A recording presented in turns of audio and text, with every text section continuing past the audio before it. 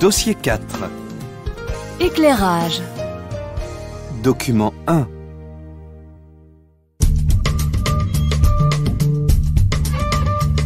Ma cité déploie des kilomètres de façades, des tripotées de candélabres, des quantités de panneaux, sens obligatoire, sens interdit, sans me demander comment je le vis.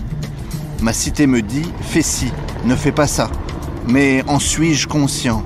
Bienvenue dans Ma Cité m'a dit. Ma Cité m'a dit, émission d'urbanisme populaire. Allons nous y promener. Ce mois-ci, dans cette émission Ma Cité m'a dit, on est dans les studios de PFM, mais on va très vite aller dehors voir une exposition. Cette expo s'intitule « Ces architectures qui changent la ville ». Voilà. C'est bien, c'est novateur. Peut-être je peux vous poser une petite question, c'est sur à la fois les photos puis les bâtiments. Qu'est-ce que vous en pensez ? C'est beau, pas beau ? C'est beau, c'est futuriste, mais ça ne choque pas. Ouais. Hein, c'est novateur, c'est ce que je dis, c'est novateur. Et puis il faut aller un peu de l'avant, hein, voir pas toujours des vieilles pierres. Là c'est bien, c'est très très bien. Ouais. Il faut aussi faire, de toute façon c'est l'avenir, hein. On ne peut pas tout construire comme nos ancêtres le faisaient, hein. Il faut vivre avec son temps, hein. Faut vivre avec son temps. Donc moi je trouve que c'est bien, hein. Je suis pour le moderne.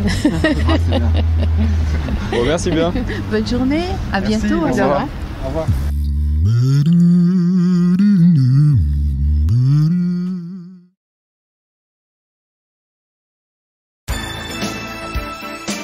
La vie au quotidien. Document 1.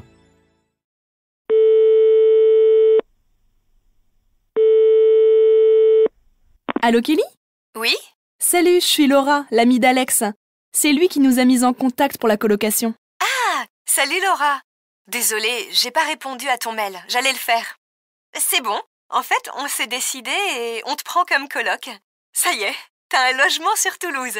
Cool ! Je croyais que j'allais jamais réussir à trouver. C'est une super nouvelle que je puisse habiter avec vous. Ouais, c'est bien pour toi. Et nous, ça nous arrange vraiment d'avoir une coloc en plus. Alors comme ça, tu vas faire un stage chez Airbus ? Ouais, je suis hyper contente. Ça commence la semaine prochaine. Je stresse un peu quand même. Bon alors, c'est comment cette coloc ? Tu pourrais m'en dire un peu plus ? Oui, bien sûr, je t'explique. Voilà, alors, c'est une grande maison au minime qui est sur 2 étages et qu'on partage à 4. On a tous entre 25 et 30 ans. Et il y a Bénédicte, en fait, qui voyage beaucoup. Pendant ce temps, on lui garde son chat, ses affaires.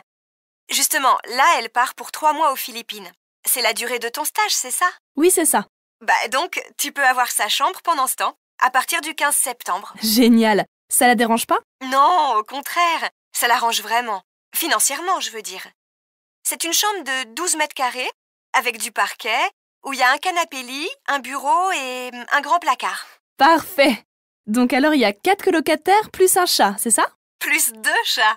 Il y a le mien et celui de Bénédicte. Oh, super, j'aime bien les animaux. Et ils s'entendent bien ? Pas du tout. C'est la guerre, ça fonctionne pas du tout. Mais je te rassure, entre nous, ça se passe très bien.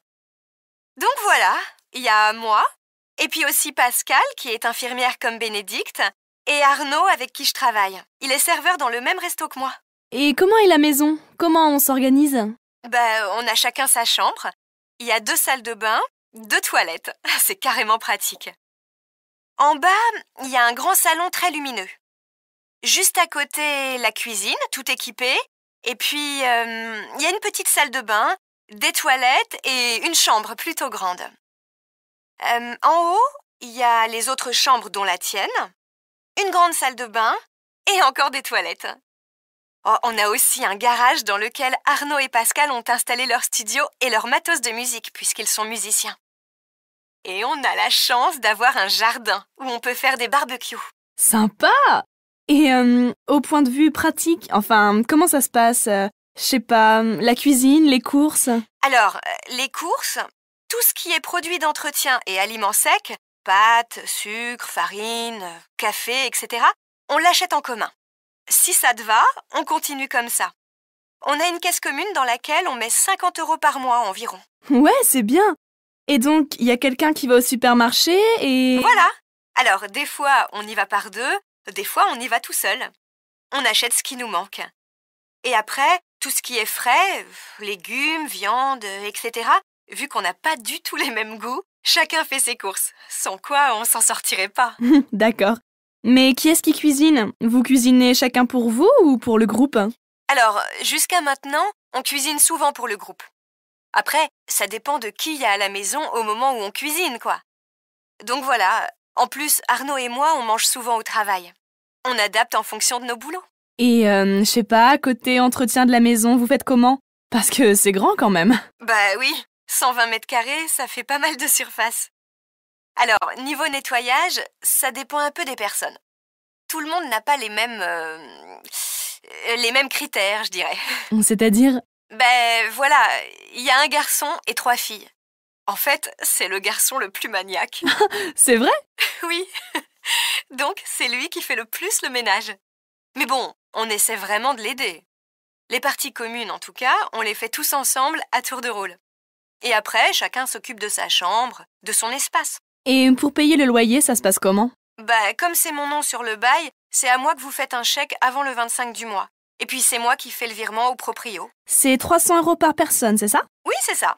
Bon, il faut ajouter l'électricité, le gaz et l'eau. Bref, les charges. Et puis Internet. On a le Wi-Fi, évidemment. On est donc à 350 € chacun par mois, à peu près. C'est raisonnable pour le quartier. Dernière question. Il y a une machine à laver? Oui, c'est celle de Pascal. Grâce à elle, on peut faire nos lessives. Elle la prête à tout le monde, aucun souci. Alors tu sais tout. Bah oui, tout est clair. Et tu arrives quand? En fait, j'aimerais m'installer samedi, ça vous va? Bénédicte part samedi, en début d'après-midi. Donc tu pourras même la croiser. Tu viendras déjeuner avec nous? Je bosse pas, je ferai un petit repas sympa. Oh, merci beaucoup. Et moi, j'apporterai le dessert. Bon, bah, à samedi alors. Super. À samedi, Laura. Ciao, merci, à samedi.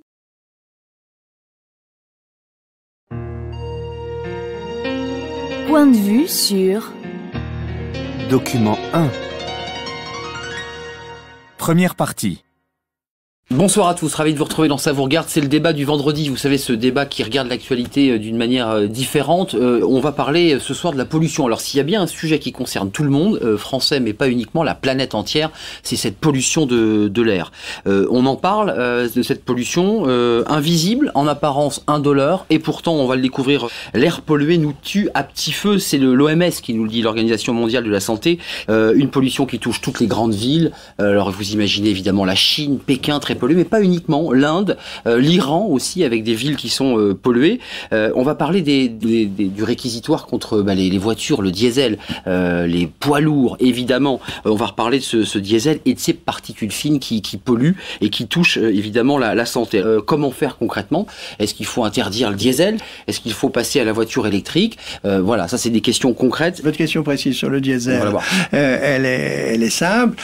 Les moteurs, il n'est pas démontré que les moteurs diesel avec des filtres à particules sont plus toxiques que les moteurs à essence. Enfin, moi, je veux bien qu'on soit dans la négation permanente des problèmes liés à l'industrie et tout ça, mais la réalité aujourd'hui, c'est que... C'est vrai que l'étude de la Commission européenne date un peu, mais elle disait très clairement 42 000 morts en France liés aux particules fines et dont 16 000 liés au diesel. Parce que le diesel émet des particules fines, le diesel émet du dioxyde d'azote qui sont des cancérigènes et qui créent des problèmes de maladie. Donc on est dans cette réalité-là. La question de savoir, est-ce que on accepte cette situation parce que elle est très lié à notre mode de vie. Parce qu'on n'a pas le choix. Parce qu'on n'a pas le choix. Ou est-ce qu'on a le choix? Oui, on a le choix. Est-ce qu'il faut moins consommer? Est-ce qu'il faut plus rouler en voiture? Parce que cette question de la pollution de l'air, elle soulève cette question.